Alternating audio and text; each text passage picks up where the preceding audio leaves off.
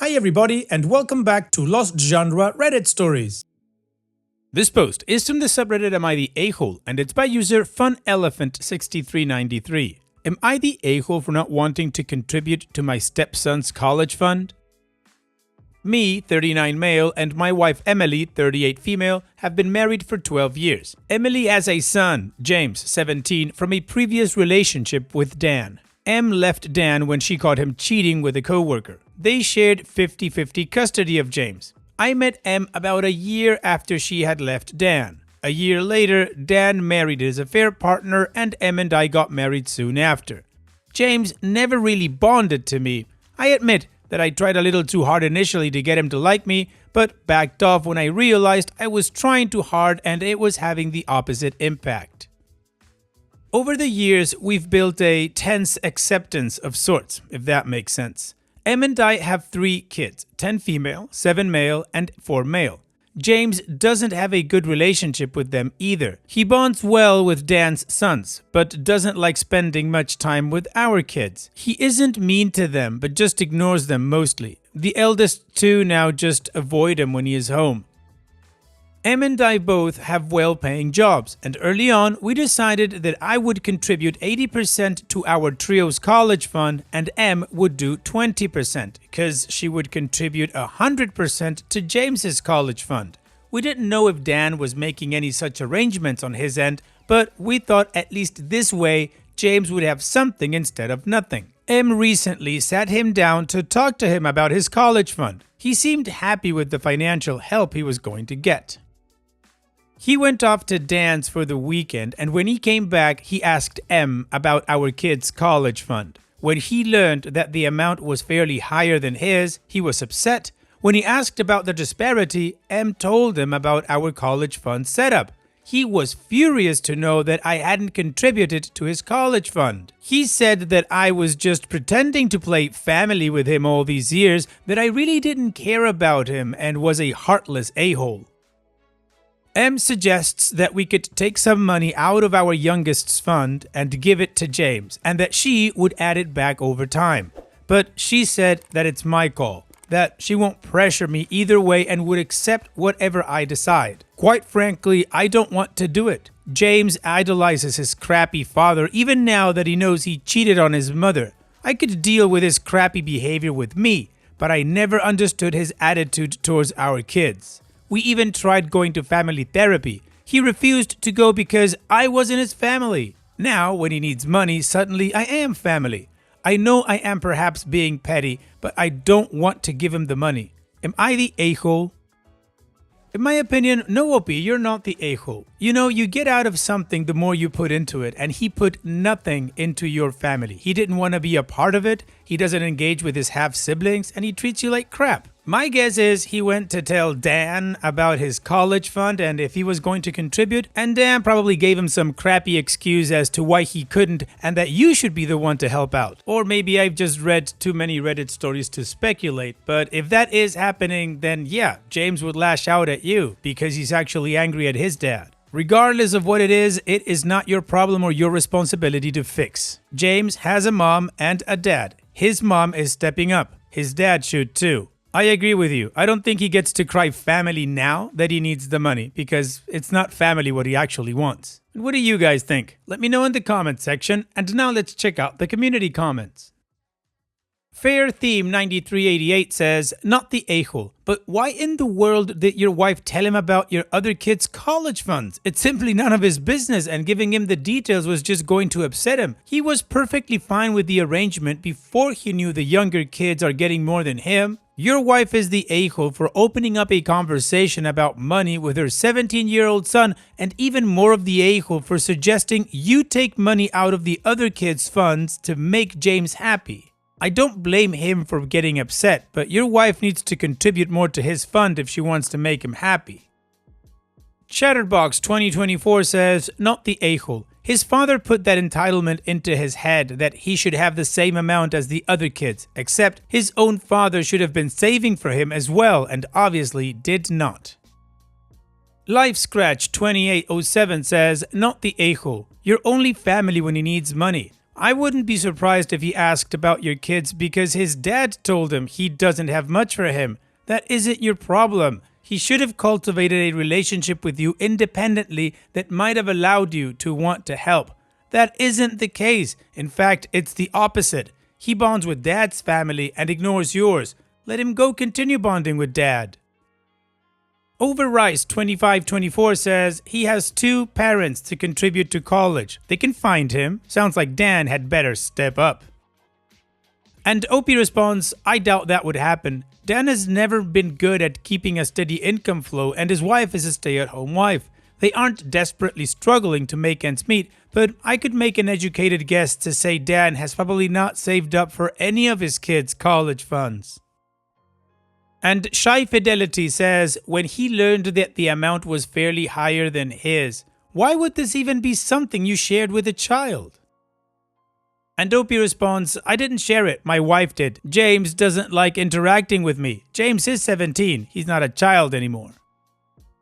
Opie's edit, I think some clarifications are in order. 1. I don't hate that James idolizes his father. I hate that he blames his mother for their family breaking up. When James was 13, he had heard from one of his older cousins, Dan's side, what his father had done that led to Emily leaving.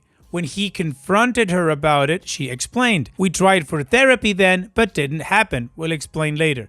Last year, he told his mother that he believes she was responsible, that instead of leaving Dan, she should have forgotten about what he did and continued to stay with him. M was expectedly shocked, but when she asked him if the situation was reversed and she had cheated on Dan and he left her, would then Dan be blamed for the family breaking up? He said no, that would definitely be her fault and made no further explanations. This was not as a result of an argument or heat-of-the-moment statement. Ironically, this was a casual dinner table conversation. The other kids had to be excused from the table.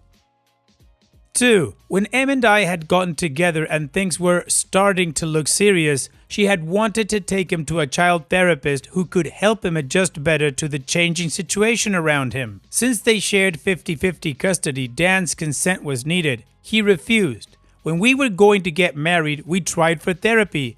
Dan said he got married before us and James had no issues. We were overreacting. He didn't need therapy.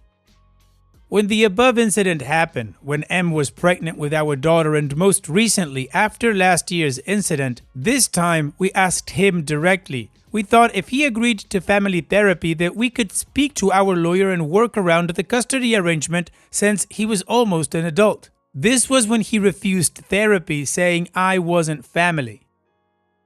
3. For all those saying that I'm treating a teenager like an adult, that I made him feel like the other and not one of us, we tried. When we both started earning well, we went on a splurge on our kids during birthdays and holidays. James was never excluded. Whatever our kids got, he got too. In fact, as he was older, he got to pick what he wanted. For his 11th birthday, he wanted to go to Disney World. Both of Dan's kids were invited. His youngest son and my daughter are the same age. He went, she wasn't invited. We stayed home. And 4, we started the college funds about a year after our daughter was born. Em couldn't start one for James earlier since she was a stay-at-home mom when she was with Dan. It took her a while to get back on her feet. She wasn't in a position to immediately start a college fund for him. What a lot of you pointed out is right. He has been shortchanged. M will rectify that and make up the deficit he should get by the time he starts college. But that will still not make it as much as the remaining 3. We have decided to sit and have a chat with him this weekend about everything. Alright, well, the majority of the community agrees that OP would not be the a-hole and they're gonna have a conversation. So let's move on to the update to see how this story ends. It's been an eye-opening weekend. Thanks to everyone who weighed in, even the aggressive ones. I knew what I was signing up for posting on Reddit. Before the update, a couple clarifications because gaps in information turned into wild assumptions. When I said I came on a little too strong with James when we met, some of you pictured me grabbing a toddler by the neck and hissing, "Call me daddy." No. I was nervous and acted like an idiot and used an over-the-top baby voice because I'd barely been around toddlers. Emily later said I sounded like a circus clown on 2 cartons of Red Bull. Cringe? Absolutely. Malicious? No. Many had questions regarding therapy. I shared in my edit that when he was older, we asked if he would like family therapy and he refused. Many were confused by that, but I clearly meant that if he agreed to attend therapy, then we could try to see if our lawyer could find a way to make it happen without needing Dan's consent, which is part of the custody arrangement since he is already 17. Many called my wife the a-hole for sharing the college fund amounts for our kids. I showed her the post. She explained James came back from Dan's with questions when the fund started, how much, etc. He said, paraphrasing, so mine is XXX and theirs is YYY? With this XXX higher than our kids' YYY? Without thinking, yes, stupidly, Emily corrected him. No, yours is AAA and theirs is BBB. That snowballed into what I wrote earlier. It wasn't a diabolical plan to make me pay more, it was a thoughtless correction. With that out of the way, Emily, James, and I sat down for a conversation yesterday. James didn't want to talk to me, but I told him that if he expected me to even think about contributing to his college fund, then I've got loads of questions he needs to answer. It was an extremely long conversation and many revelations came to be. So, I am going to give a summary of the things we finally found out from James. Even before Emily and Dan had broken up, not divorced, they were never married, Dan had occasionally brought James to his affair partner's place, so James was familiar with the affair partner. After the breakup, Dan immediately moved in with his affair partner. Em, who was a stay-at-home mom till then, struggled initially to get back on her feet. Needless to say, James's home life with Em was a little more chaotic than at Dan and his affair partners. Em hadn't told James that she had left his father since he'd cheated on her. Telling that to a toddler wouldn't make any sense, but apparently in the early days, Dan used to tell James that Em would eventually come back to him. I think he may have been holding out hope for reuniting with Em, and that's where I came in. Dan told James that as long as I am around, I would not let Em go back to Dan. When Dan married his affair partner, he told James that it was temporary. It was a way to make Em jealous. When we got married, he told James that it was my way of making it even more difficult for Em to get back to their family. When James found out from his cousin, Dan's side, that his father had cheated on his mother, which was the reason for their breakup, when James asked Em about it, she had been open and honest about everything. When he confronted Dan about the same time, he told James that Em had left him for a long time and his loneliness made him miss her a lot, so he found some comfort with a affair partner. What really happened was that Emily's father had a car accident and she was with her parents for about 3 weeks to help them. And that's all the alone time Dan could handle before he needed to dip his wick in something. But it was a reasonable enough explanation for James to absolve his father of all sins. When Em got pregnant with our daughter, Dan told James that I have started pumping my spawn into his mother. Exact words James used. So, James's family was destroyed forever. He told James that Em and I had been wanting to take him to therapy, which was actually a ruse. What we were really trying to do was take him to a doctor who would declare him a problem child, and then we would ship him off to boarding school so that we could continue to play happy family without being bothered by him. Only Dan and his family were fighting to keep James with them. James admitted that he had hoped his detached behavior around my family and happy and joyous behavior around Dan's would convince Em that my kids and I were evil and she would eventually leave us. But sadly, I kept knocking up his mom, making it harder for her to leave. Expectedly, Emily was beyond distraught to hear everything. To be honest, in the moment, I couldn't wrap my head around it much either. I asked if Dan had a college fund saved up for him and his sons. James said affair partner's parents have set up a trust fund for Dan's sons, but that doesn't include James since he isn't their grandson. Dan's not saved up anything for anyone. I asked James why he suddenly thinks I should contribute to his fund when he has turned down every opportunity for us to be a family. He said he was actually okay with the amount that Em initially told him about, but Dan made him realize that we were undercutting him, so he came back to demand more. I asked, if I pay the money, will that then make us family? Even if he can't accept me as a step-parent, can we be friends? Can he be a little more friendlier with my kids when he is around? He straight up said no. He said that after all these years, he knows me or my kids are not the evil beings his father made us seem. But he still feels I am the reason his parents could never get back together again, and for that, he will always hate me. And since my kids are, well, my kids, he's never going to like them either. He also said that since he knows that Emily isn't going to leave her family, he said his plan was once he was off to college, he would cut off contact with all of us. He does plan to eventually get back in touch with his mother when he feels he is ready to forgive her for breaking up his family, but he can't do that right now. Emily and I have had a long and honest discussion. I have decided that I will not be making any contributions to James's college fund. Emily will continue the contribution that she was already making and hand it over to him once he turns 18. We will no longer be pursuing family therapy with James. We will not try to change James's mind about going no contact with us after he goes off to college. We've done all that we could do. We're going to stop now. If James is happy with Dan's family, then we're happy for him. It's going to be hard for Emily, but even she has accepted that after James's recent revelations, she's having a hard time reconciling her little boy with this cynical teenager. We have both taken individual and couples therapy before, mainly due to the stress and anxiety James's behavior used to put on us as a family. We are looking into starting again. Hopefully, we'll be able to overcome this in time. Wow, Opie, talk about a scumbag of a father. Dan is downright a rotten piece of crap human being. It's truly sad to see what he did to his son. Basically indoctrination, as that is a core element of parental alienation. James knows the truth, but he refuses to accept it because it goes against his beliefs. Hopefully someday he will be able to break free from that, but you guys have done all you can. So here's wishing you the best in the future, Opie. Thanks so much for sharing and take care. And now let's finish this video with a mood booster post. This post is from the subreddit Malicious Compliance and it's by user Billiam201. Don't want to pay 4 guys to not work for 6 hours? Okay, you can pay 30 guys to not work for 6 hours.